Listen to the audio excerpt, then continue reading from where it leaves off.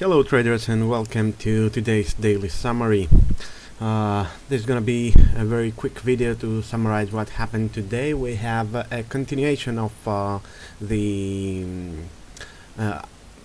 short-term uptrend here on the New Zealand dollar versus the US dollar, and however, we can now count all 5 waves within this ending diagonal, and if this is the correct count for this pair, then we will see a reversal lower very soon. We can see we have an ABC1, ABC2, ABC3, this is a 4, and ABC already completed here, or with just a modest one more wave to the upside, although I believe that is already completed here. We will be waiting for a break below this trend line here, and for much more safety, we should wait for a drop below the 0.71 before getting very bearish for this scenario. We see how the 14 period RSI diverges with prices, and therefore lower prices are expected very soon. Tomorrow is the big day for the United Kingdom and the rest of the world, so we're gonna see likely we're gonna see very large moves. Moving to the next pair.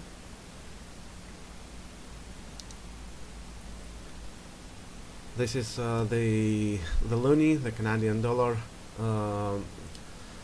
versus the US dollar, and we see we finally saw the rebound that we were talking for some time now.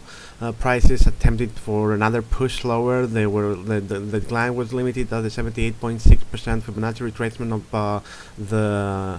the preceding preceding move. Excuse me, this should be here, and then it bounced, it broke above those two SMAs, the 55 and the 21 period SMAs. Then they tested, prices tested from above, confirmation in the change between resistance and support, and now the next step is the break of the 144 period SMA. That will signal the continuation of this rebound that will send prices to much higher levels in the coming days and possibly weeks. Moving to the next pair.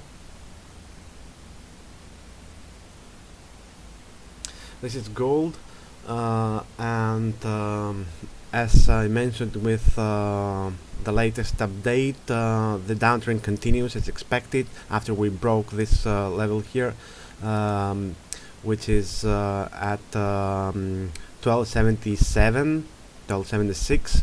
The momentum is down. The RSI is badly directed, and prices should continue to the downside, with the first target the top of wave 3 of that degree, and then next level will be the top of wave 1 down here around the 1220 area. First target turned 1250, second target 1220, and of course I expect prices to continue to much lower levels than these. Moving forward, we see the Swiss franc, which made another false breakout. Prices broke out to the downside from this range within which they are trading since the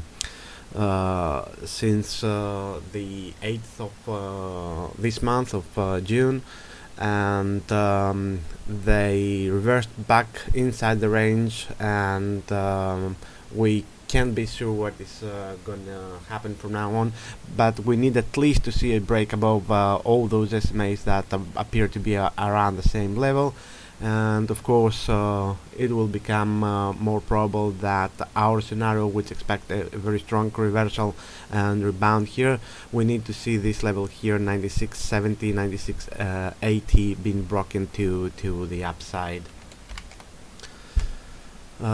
This is the chart for the Australian dollar.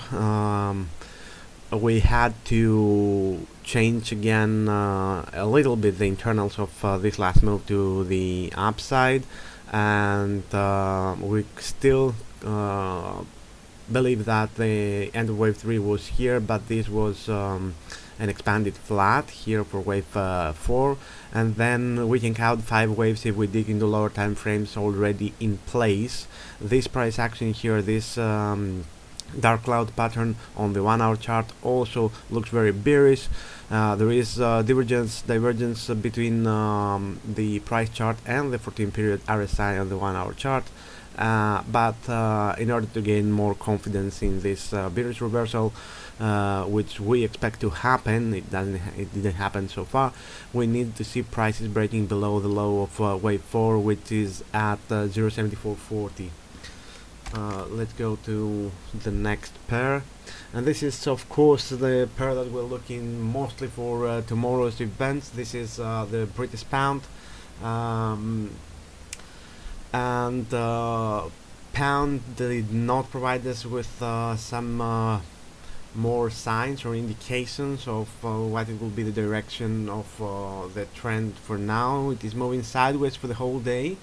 The 21 and the 55 period SMAs are supporting prices so far. We see a break here, but not a decisive one. We need to see a break below this trend, this horizontal line here, below this low, below the 146.15, 146.10, to gain some more confidence that this is indeed a top. Otherwise, the potential for another high is still very, very high. I'm not gonna go into much detail what happens in higher time frames, because I'm gonna cover it in detail tomorrow, before the Brexit event, of course, and the voting, with a special article. Moving directly to the next pair, and here we're gonna see this is a German DAX, which continued higher, and it broke above the level that I was expecting to provide solid resistance, that is the 10,000 level. It reached levels almost 10,130. It reached the 78.6 Fibonacci retracement of the preceding decline here, and this price action here looks like an ending diagonal. We see how prices diverges with the RSI. We expect a reversal here, which goes in line with our expectation for oil that I'm going to show you in a bit. But again, prices are still supported by the 21 period SMA, and we need a break below the 99.10 level to gain more confidence in this scenario, which expect much lower prices in the German DAX. Moving on, the next instrument, which is the euro against the dollar, of course, one of the most traded instruments, probably the most traded instrument. Excuse me, it is not probably the most traded instrument, it is indeed the most traded instrument, and we saw a very deep retracement of this decline. We still believe that this rebound here is a bull trap. We continue to favor the downside here, although we don't see how prices we don't see prices getting very bearish so far. They seem to be supported by the 55-hour SMA and the other SMAs here, so we expect more volatility for now. Probably we have a different type of correction within here. Maybe it is not 1212 here, it is something bigger within the context of this, but overall this doesn't changes our broader bearish scenario for the euro, which is according to which we expect much lower prices during the Brexit, during the referendum event tomorrow. Moving on to the next instrument, and this is crude oil. We were examining before a correction that we expected to end here at the 61.8% Fibonacci retracement of this decline. In fact, we had a very strong rebound here, but we suggested that it is still corrective, and what happened here is a strong decline from very near the 78.6% Fibonacci retracement of this decline. With regards to the correct Elliott Wave count of this move, this next push higher makes us favor more the idea of this being an impulse up here. Although we can count this wave up here as a 5 wave, so it will be A, this B, and this another 5 wave to the upside for an ABC with odd proportions between the wave A and wave C. Nothing too strange though, we have seen worse, especially for oil. And the decline was strong, very sharp, it looks impulsive so far. We had a break below this level, 48.90, prices seem to be maintaining their bearishness at this level, although the 144-hour SMA is providing some support for now. We see how the RSI is under the oversold threshold level, which makes it a lot bearish, and especially after a divergence like this and such a sharp slope, negative slope on the oscillator. Lower oil prices suggest lower equities, and that goes well with our expectations for DAX. Here we see the Japanese yen, which despite the overall strengthening of the dollar across the board, although many pairs are still holding, it remains below, as we discussed as we wrote in our latest update, that it remains below the 144-hour SMA, and that keeps it bearish. And although the 55-hour SMA is providing support, and sooner or later we're gonna see a breakout of this range, favorably it will be to the upside, and the discount will be correct because there is no much room for more declines here. We will have to change our broader count on higher time frames if it does break lower.